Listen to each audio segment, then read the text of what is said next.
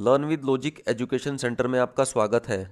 और आज हम पढ़ेंगे चैप्टर नंबर 8, जिसमें हम नेशनल एजुकेशन पॉलिसी 2020 यानी राष्ट्रीय शिक्षा नीति 2020 के बारे में पढ़ेंगे। और ये राष्ट्रीय शिक्षा नीति 2020 हमारे टीचिंग एग्जाम्स के पॉइंट ऑफ व्यू से तो इम्पोर्टेंट है ही, लेकिन इसी के साथ साथ सेंटर या स्टेट गवर्नमेंट का कोई भी एग्जाम हो, चाहे वो यूपीएससी हो, चाहे वो स्टेट के पीसीएस एग्जाम्स हो, चाहे वो एसएससी एग्जाम हो, हर एग्जाम के पॉइंट ऑफ व्यू से राष्ट्रीय शिक्षा नीति 2020 बहुत ही ज़्यादा इम्पोर्टेंट है। सबसे पहले इस एजुकेशन पॉलिसी के बारे में कुछ इम्पोर्टेंट फैक्ट्स जान लेते हैं। इसे हम एनईपी यानी न्यू एजुकेशन पॉलिसी भी कहते हैं। और अब इस पॉलिसी से रिलेटेड सबसे इम्पोर्टेंट क्वेश्चन कि ये न्यू एजुकेशन पॉलिसी 2020 किस कमेटी की सिफारिश पर बनाई गई है, तो इसका आंसर है कस्तूरीरंगन कमेटी यानी कस्तूरीरंगन समिति की सिफारिश पर। और ये अब तक स्वतंत्र भारत की तीसरी नेशनल एजुकेशन पॉलिसी है। तो फर्स्ट नेशनल एजुकेशन पॉलिसी कब लाई गई थी? 1968 में। किस कमीशन की सिफारिश पर? कोठारी कमीशन की सिफारिश पर। और ये क्वेश्चन एग्जाम में काफी बार पूछा भी जा चुका है। और जब पहली राष्ट्रीय शिक्षा नीति लाई गई तो उस समय भारत के प्रधानमंत्री कौन थे? श्रीमती इंदिरा गांधी। अब सेकंड नेशनल एजुकेशन पॉलिसी कब लाई गई? 1986 में। देखिए इसकी एक सिंपल सी ट्रिक है, 68 को उल्टा कर दीजिए, यानी 6 को इधर लेके आ जाओ और 8 को इधर लेके आ जाओ, तो क्या हो जाएगा? 1986। तो फर्स्ट नेशनल एजुकेशन पॉलिसी कब लाई गई? 68 में, और सेकंड 86 में। और इस समय भारत के प्रधानमंत्री कौन थे? श्री राजीव गांधी। और इस नेशनल एजुकेशन पॉलिसी में भी कोठारी कमीशन की ही सिफारिशों को फॉलो किया गया था। अब हमारे एग्जाम पॉइंट ऑफ व्यू से बहुत ही ज्यादा इंपॉर्टेंट क्वेश्चन है कि एनईपी 2020 में एजुकेशन बजट का कितना लक्ष्य निर्धारित किया गया है। तो ये लक्ष्य है 6% ऑफ जीडीपी, यानी जीडीपी का 6%। और इसी के साथ एमएचआरडी यानी ministry of human resources and development का नाम बदलकर मिनिस्ट्री ऑफ एजुकेशन कर दिया जाएगा, यानी मानव संसाधन विकास मंत्रालय का नाम अब शिक्षा मंत्रालय कर दिया जाएगा। और यहाँ से एक क्वेश्चन और बन सकता है कि एनईपी 2020 के तहत किस वर्ष तक ग्रोस एनरोलमेंट रेशो यानी सकल नामांकन अनुपात 100% लाने का लक्ष्य रखा गया है। तो ये किस वर्ष तक रखा गया है? 2030 तक। अब ये जीईआर यानी ग्रोस एनरोलमेंट रेशो होता क्या है? इसका मतलब है कि कितने प्रतिशत बच्चों का किसी भी स्कूल में एडमिशन है, यानी कितने प्रतिशत बच्चे किसी भी स्कूल में एनरोल हुए हैं। अब देखिए अभी तक हमारे देश में स्कूल लेवल पर कौन सा फॉर्मूला चलता था? 10+2, यानी 10वीं, उसके बाद 11वीं और 12वीं। तो इस तरीके से बच्चा 12 साल तक पढ़ाई करता था। लेकिन अब इस फॉर्मूले को बदलकर 5+3+3+4 फॉर्मूला कर दिया गया है। तो देखिए 5 और 3 8 और 3 11 और 4 15। तो पहले कितने साल की स्कूल एजुकेशन होती थी? 12 साल की। लेकिन अब कितने साल की स्कूल एजुकेशन होगी? 15 साल की। यानी अब बच्चा 3 साल की उम्र में पढ़ना शुरू कर देगा और 18 साल की उम्र तक वो स्कूल एजुकेशन कंप्लीट कर चुका होगा। तो अब ये 5+3+3+4 फॉर्मूला है क्या? चलिए अब इसके बारे में जान लेते हैं। तो सबसे पहले 5 साल तक फाउंडेशनल स्टेज आएगी। अब देखिए फाउंडेशन का मतलब होता है आधार, मतलब इन 5 सालों में उस बच्चे की एजुकेशन का आधार निश्चित किया जाएगा। अब इसे भी अलग अलग पार्ट्स में बांटा गया है। तो इसमें बच्चा क्या पढ़ेगा? 3 साल तक सबसे पहले प्री प्राइमरी यानी क्लास 1 से पहले जो स्टेज होगी, उसके बाद क्लास 1 और उसके बाद क्लास 2। तो ये सब चीज़ें किस में आएंगी? फाउंडेशनल स्टेज में। उसके बाद आएगी प्रिपरेटरी स्टेज, ये 3 साल के लिए होगी। इसमें बच्चा क्लास 3 से 5 तक यानी 3rd 4th एंड 5th तक पढ़ेगा। नेक्स्ट आएगी मिडिल स्टेज, ये भी 3 साल के लिए होगी। अब देखिए यहाँ तक बच्चा 5th तक एजुकेशन कंप्लीट कर चुका है। तो मिडिल स्टेज में क्या होगा? इसमें बच्चा क्लास 6th से 8th तक पढ़ेगा, यानी 6th 7th एंड 8th। इसके बाद आएगी सेकेंडरी स्टेज, इसका टाइम कितना होगा? 4 साल। और इसमें बच्चा 9th 10th 11th और 12th तक पढ़ेगा, यानी क्लास 9th से 12th तक पढ़ेगा। अब देखिए आपके एग्जाम में एक क्वेश्चन तो सीधा सीधा यहां से आ सकता है कि न्यू एजुकेशन पॉलिसी 2020 में किस फॉर्मूले का यूज किया गया है। तो आप इसको सिंपली 3-4 बार पढ़ लेना, 5+3+3+4, 5+3+3+4। अब अगर पेपर में कोई डीप क्वेश्चन आ जाता है तो उसमें इन चारों स्टेजेस को सीक्वेंस से लगाने के लिए बोल सकता है। तो देखिए, इसकी एक सिंपल सी टेक्निक है। सबसे पहले क्या आएगी? फाउंडेशन, क्योंकि जब भी हम कोई बिल्डिंग बनाते हैं तो उसमें सबसे पहले क्या बनाया जाता है? उस बिल्डिंग का फाउंडेशन। तो इसी तरीके से जब हम उस बच्चे को एजुकेशन देंगे तो सबसे पहले क्या करेंगे? उस बच्चे की एजुकेशन का आधार तैयार करेंगे। अब देखिए, बाकी 3 स्टेजेस को याद करना बहुत सिंपल है। जब आप कोई भी कॉम्पिटिटिव एग्जाम देते हैं तो उसमें सबसे पहले कौन सा एग्जाम होता है? Pre exam. तो इन तीनों स्टेजेस में सबसे पहले कौन सी स्टेज आएगी? प्री। उसके बाद मिडिल यानी बीच वाली स्टेज आ जाएगी, और सबसे लास्ट में कौन सी स्टेज आ जाएगी? Secondary stage. और फाउंडेशनल स्टेज कितने साल के लिए है? 5 साल के लिए।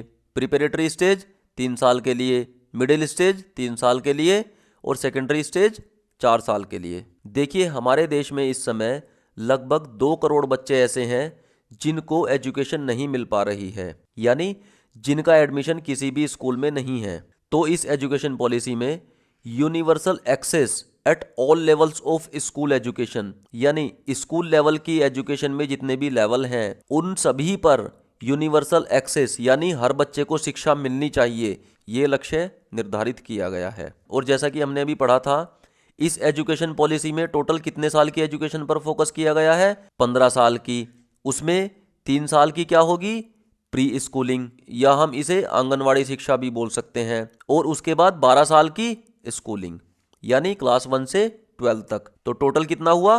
15 ईयर्स। और इस एजुकेशन पॉलिसी के अनुसार MHRD, या जिसका नाम अब शिक्षा मंत्रालय कर दिया जाएगा, उसके द्वारा national mission on foundational literacy and numeracy, यानी बुनियादी साक्षरता और संख्यात्मक ज्ञान पर राष्ट्रीय मिशन की स्थापना की जाएगी।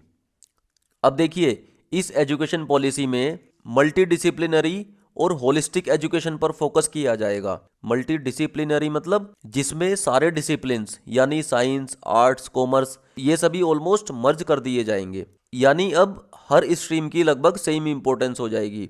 और होलिस्टिक मतलब हम उन बच्चों के लिए केवल किताबी ज्ञान पर फोकस नहीं करेंगे, बल्कि उनका एक होलिस्टिक डेवलपमेंट होगा, यानी उस एजुकेशन में फिजिकल एजुकेशन भी होगी, सोशल एजुकेशन भी होगी, न्यूमेरेसी भी होगी, साइंस एजुकेशन भी होगी। मतलब एजुकेशन के बहुत सारे डायमेंशंस कवर किए जाएंगे।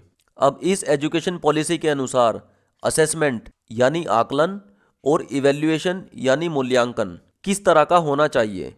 तो किस तरह का असेसमेंट होगा? फॉर्मेटिव असेसमेंट होगा। और हमने लास्ट चैप्टर में पढ़ा भी था, फॉर्मेटिव असेसमेंट क्या होता है? जो कि क्लास के दौरान किया जाता है, यानी जब टीचर किसी क्लास में पढ़ा रहे होते हैं तो उस क्लास के दौरान ही बच्चों से जो क्वेश्चंस किए जाते हैं उसे हम फॉर्मेटिव असेसमेंट कहते हैं। और दूसरा कौन सा था? Summative assessment. वो कब किया जाता है? वो साल के अंत में या फिर सेशन के अंत में किया जाता है। देखो, फॉर्मेटिव असेसमेंट के कुछ एग्जाम्पल्स भी थे, ओपन एंडेड क्वेश्चंस या फिर ऑब्जर्वेशन। और इस फॉर्मेटिव असेसमेंट को हम CCE यानी कॉन्टिन्यूस एंड कॉम्प्रिहेंसिव इवैल्यूएशन भी बोलते हैं। अब देखिए, एग्जाम पॉइंट ऑफ व्यू से सबसे ज़्यादा इंपॉर्टेंट क्वेश्चन आपके एग्जाम में इस तरीके से आ सकता है कि नेशनल एजुकेशन पॉलिसी 2020 में परख से क्या तात्पर्य है। तो परख क्या है? ये एक राष्ट्रीय आकलन केंद्र होगा, यानी नेशनल असेसमेंट सेंटर होगा जो बच्चों का असेसमेंट करेगा। और इस एजुकेशन पॉलिसी में इंक्लूसिव एजुकेशन पर फोकस किया जाएगा। इंक्लूसिव एजुकेशन हम पहले भी पढ़ चुके हैं। इसका मतलब है कि चाहे कोई बच्चा गरीब हो या अमीर हो, चाहे कोई बच्चा ज़्यादा इंटेलिजेंट हो या कम इंटेलिजेंट हो, और चाहे कोई बच्चा फिजिकली फिट हो या फिर वो फिजिकली डिसेबल्ड हो, तो उन सबको एजुकेशन प्रोवाइड की जाएगी और कोई भी बच्चा एजुकेशन से वंचित नहीं रहेगा। और RPWD 2016 यानी right to persons with disability act 2016 में भी इंक्लूसिव एजुकेशन पर फोकस किया गया है। अब NEP 2020 के अनुसार करिकुलम यानी पाठ्यचर्या क्या होगी। इस एजुकेशन पॉलिसी में जो सब्जेक्ट्स हैं उनकी चॉइस में फ्लेक्सिबिलिटी दी गई है। फॉर एग्जांपल, अगर कोई बच्चा किसी स्कूल में या कॉलेज में एडमिशन ले रहा है तो उसके पास सब्जेक्ट्स चूज करने की फ्लेक्सिबिलिटी होगी। जैसे वो साइंस साइड के विषयों के साथ साथ आर्ट साइड के विषय भी ले सकता है, यानी अब वो मैथमेटिक्स के साथ साथ सोशल साइंस भी ले सकता है या फिर हिस्ट्री भी ले सकता है।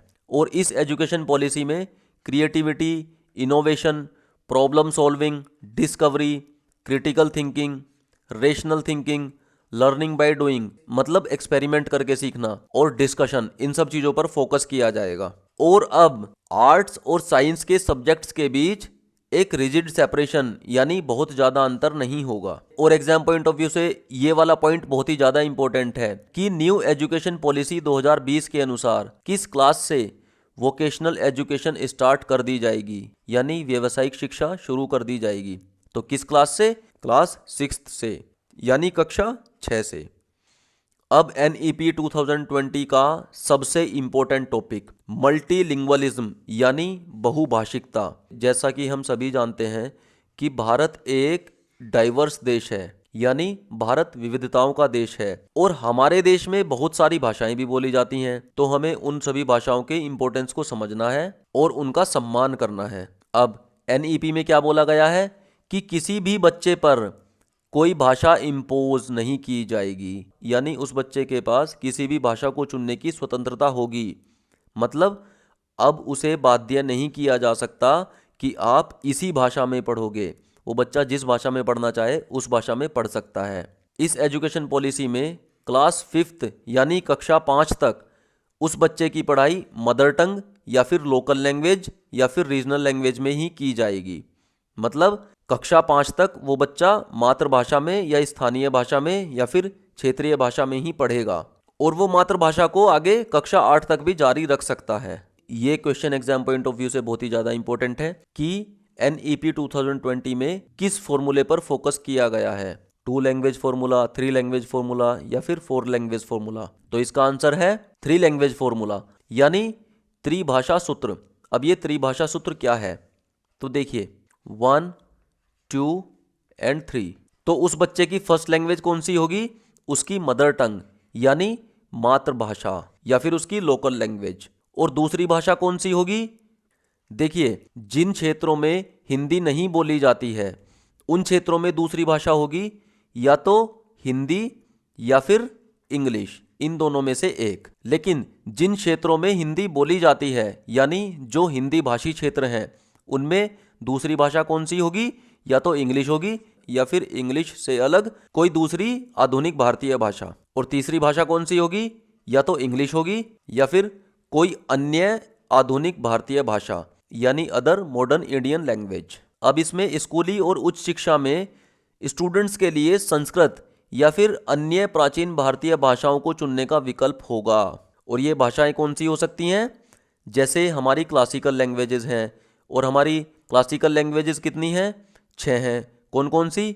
तमिल, संस्कृत, कन्नड़, तेलुगु, मलयालम और ओडिशा। और ये क्वेश्चन भी एग्जाम्स में काफ़ी बार आया हुआ है, इसको आप ऐसे ही याद कर लेना, TSKTMO TSKTMO। अब NEP के अनुसार टीचर्स एजुकेशन यानी अध्यापक शिक्षा के बारे में क्या प्रावधान किए गए हैं? इसमें NCTE द्वारा यानी national council for teachers education द्वारा national curriculum framework for teachers education की स्थापना की जाएगी, यानी अध्यापक शिक्षा हेतु राष्ट्रीय पाठ्यचर्या की रूपरेखा का विकास किया जाएगा। और 2030 तक टीचर्स के लिए जो मिनिमम क्वालिफिकेशन होगी वो 4 सालों वाली इंटीग्रेटेड BEd डिग्री होगी। जैसा आपको पता है ना, आजकल BEd किस तरीके से होने लगी है, 3 साल की ग्रेजुएशन प्लस 1 साल की BEd, तो ये क्या हो जाती है 4 इयर्स इंटीग्रेटेड BEd डिग्री। तो 2030 तक इसे टीचिंग एग्जाम्स के लिए मिनिमम क्वालिफिकेशन कर दिया जाएगा। अब इस एजुकेशन पॉलिसी में विकलांग बच्चों के लिए क्या प्रावधान किए गए हैं? उन्हें विकलांगता का प्रशिक्षण दिया जाएगा, संसाधन केंद्र स्थापित किए जाएंगे, आवास, सहायक उपकरण और उनके लिए टेक्नोलॉजी अवेलेबल कराई जाएगी। और ये सब प्राइमरी एजुकेशन से लेकर हायर एजुकेशन तक सुनिश्चित किया जाएगा। और इस एजुकेशन पॉलिसी में डिजिटल एजुकेशन पर भी काफ़ी फोकस किया गया है। और इसके अनुसार एक ऑटोनोमस बॉडी यानी स्वायत्त निकाय की स्थापना की जाएगी, जिसका नाम क्या होगा? NETF यानी नेशनल एजुकेशनल टेक्निकल फोरम, यानी राष्ट्रीय शैक्षिक प्रौद्योगिकी मंच। अब NEP 2020 के अनुसार हायर एजुकेशन के लिए क्या प्रावधान किए गए हैं। तो सबसे पहले जैसा हमने स्कूल एजुकेशन के बारे में पढ़ा था कि 2030 तक 100% ग्रोस एनरोलमेंट रेशो का लक्ष्य रखा गया है। इसी तरीके से हायर एजुकेशन में क्या टारगेट रखा गया है, 2035 तक GER यानी ग्रोस एनरोलमेंट रेशो कितना करना है, 50%, जो कि 2018 के अनुसार कितना है, 26.3%। और जैसा कि स्कूल एजुकेशन में था, इस एजुकेशन पॉलिसी में होलिस्टिक और मल्टीडिसिप्लिनरी एजुकेशन पर फोकस किया गया है और इसमें बच्चों के लिए multiple entry and exit points भी अवेलेबल हैं। यानी अब वो बच्चा डिग्री के सेकंड ईयर में भी डिग्री से एग्जिट कर सकता है, या जैसे कि वो बच्चा 2 साल तक साइंस स्ट्रीम से पढ़ सकता है तो फिर वो थर्ड ईयर में आर्ट्स स्ट्रीम भी ले सकता है। और इस एजुकेशन पॉलिसी के अनुसार HECI यानी higher education commission of India यानी भारतीय उच्च शिक्षा परिषद की स्थापना की जाएगी। आइए अब नेशनल एजुकेशन पॉलिसी या न्यू एजुकेशन पॉलिसी 2020 से रिलेटेड कुछ प्रीवियस ईयर क्वेश्चंस डिस्कस कर लेते हैं। नेशनल एजुकेशन पॉलिसी 2020 रिकमेंड्स, तो ये एजुकेशन पॉलिसी क्या रिकमेंड कर रही है, मल्टीलिंग्वलिज्म या फिर मोनोलिंग्वलिज्म या फिर स्टैंडर्डाइजेशन ऑफ करिकुलम या फिर स्टैंडर्डाइजेशन ऑफ असेसमेंट। तो हमने डायरेक्ट भी पढ़ा है इस एजुकेशन पॉलिसी में किस चीज़ पर फोकस किया गया है, मल्टीलिंग्वलिज्म पर। और कौन सा लैंग्वेज फॉर्मूला यूज किया गया है, 3 लैंग्वेज फॉर्मूला यानी त्रिभाषा सूत्र। As per national education policy 2020 education must. अच्छा, नेशनल एजुकेशन पॉलिसी 2020 के अनुसार एजुकेशन कैसी होनी चाहिए, be focused only on predetermined content, मतलब जो भी कंटेंट है यानी जो भी पढ़ाया जाना है उसे पहले से ही निर्धारित कर दिया जाए और फिर उसमें कोई भी परिवर्तन ना किया जाए। इतनी रिजिडिटी बिल्कुल नहीं, हमें तो सिलेबस में या कंटेंट में फ्लेक्सिबिलिटी लेके आनी है। फोकस ऑन प्रॉब्लम सॉल्विंग, ये भी बिल्कुल सही है। Develop critical thinking among learners, ये भी बिल्कुल सही है। Be inquiry driven and discovery oriented, ये भी बिल्कुल सही है। ये देखिए हमने पढ़ा भी था, problem solving, discovery, critical thinking और इंक्रीज फ्लेक्सिबिलिटी। तो इसका कौन सा आंसर सही हो जाता है, 2, 3 एंड 4 यानी option A. Next, national education policy 2020 suggest that assessment, तो इस एजुकेशन पॉलिसी के अनुसार असेसमेंट यानी आकलन कैसा होना चाहिए। Option A, must be undertaken through formal exams taken once in an academic year. अच्छा, साल में केवल एक बार, इसे कौन सा असेसमेंट बोलते हैं, समेटिव असेसमेंट, तो ये नहीं होना चाहिए। Is important to find out a child's progress over a certain period of time. अच्छा, हमें उस बच्चे की प्रोग्रेस के बारे में जानना है over a certain period of time यानी टाइम पर, तो बिल्कुल इसे हम कौन सा असेसमेंट बोलते हैं, फॉर्मेटिव असेसमेंट बोलते हैं। Must be at the centre of all educational activities. अच्छा, जितनी भी हमारी शैक्षिक क्रियाएं हैं उन सबके सेंटर पॉइंट पे क्या होना चाहिए, असेसमेंट होना चाहिए। मतलब हर चीज में हम असेसमेंट पर ही ज्यादा फोकस करेंगे नहीं, इससे क्या होगा, इससे जो लो परफॉर्मिंग स्टूडेंट्स हैं या जो कमजोर स्टूडेंट्स हैं वो तो डिमोरलाइज हो जाएंगे। Is important to assign rank, अच्छा बच्चों को रैंक देनी है, बिल्कुल नहीं देनी है। तो इसका सही आंसर कौन सा हो जाता है, असेसमेंट कैसा होना चाहिए, जो एक निश्चित टाइम इंटरवल पर उस बच्चे की प्रोग्रेस के बारे में जाने, यानी ऑप्शन बी सही हो जाता है। अब बताइए, प्राइमरी लेवल पर national education policy proposes as the medium of instruction across the nation. अच्छा, प्राथमिक स्तर पर जो मीडियम ऑफ इंस्ट्रक्शन होगा यानी उस बच्चे को जो शिक्षा दी जाएगी वो किस भाषा में दी जाएगी, आप बताइए, मदर टंग में यानी मातृभाषा में दी जाएगी या फिर उसकी लोकल लैंग्वेज में दी जाएगी। तो ऑप्शन डी सही हो जाता है। The central focus of national education policy 2020 is on, बताइए, रिजिड करिकुलम होगा, बिल्कुल नहीं होगा, फ्लेक्सिबल होगा। मल्टीडिसिप्लिनरी, बिल्कुल सही लग रहा है। और होलिस्टिक एजुकेशन दी जाएगी, बिल्कुल, जैसा मैंने आपको एग्जाम्पल भी दिया था कि आर्ट्स, कॉमर्स, साइंस, उस बच्चे को लगभग हर तरह की शिक्षा दी जाएगी और उस बच्चे का एक होलिस्टिक डेवलपमेंट होगा, यानी फिजिकल एजुकेशन पर भी फोकस किया जाएगा, साइंस स्ट्रीम पर भी फोकस किया जाएगा या फिर सोशल एजुकेशन पर भी फोकस किया जाएगा, यानी उस बच्चे का एक ओवरऑल डेवलपमेंट होना चाहिए। तो अभी तक ऑप्शन बी सही लग रहा है, आगे देख लेते हैं। Learning towards and for exams, अच्छा केवल परीक्षाओं के लिए पढ़ाई होगी, ऐसा तो बिल्कुल भी नहीं है, ये तो एक नेगेटिव स्टेटमेंट है।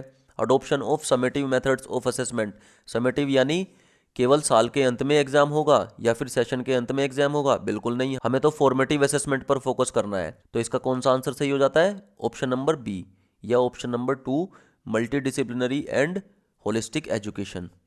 तो यहाँ पर हमारा आज का टॉपिक नेशनल एजुकेशन पॉलिसी 2020 यानी राष्ट्रीय शिक्षा नीति 2020 खत्म होता है। और मेरी आने वाली वीडियोस की रेगुलर अपडेट्स के लिए इस चैनल को सब्सक्राइब कर लेना। चलिए फिर मिलते हैं नेक्स्ट क्लास में, तब तक पढ़ते रहिए, मस्त रहिए, बिंदास रहिए।